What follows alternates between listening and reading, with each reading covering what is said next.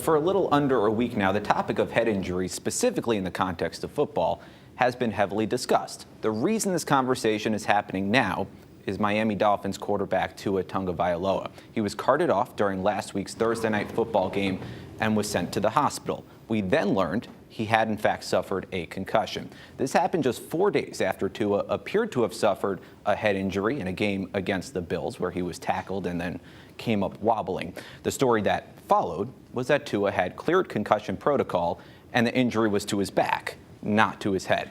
Well, coaches from different levels of the sport have weighed in on how they handle head injuries, and with UConn defensive back Durante Jones now in concussion protocol, head coach Jim Mora is doing the same.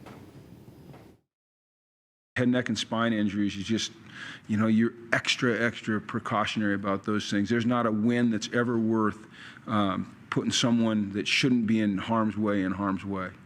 Well, it has nothing to do with Tua for me. That's just always been my philosophy, at least since I coached in college. There was a little transformation when I came to college, quite frankly.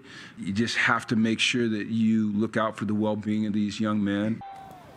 As Jones remains in concussion protocol, no decision has been made on his status for Saturday's game against FIU. The Huskies are on the road. They look to make it 2 straight wins for the first time this season. Kickoff is Saturday night at 7 o'clock. Over on the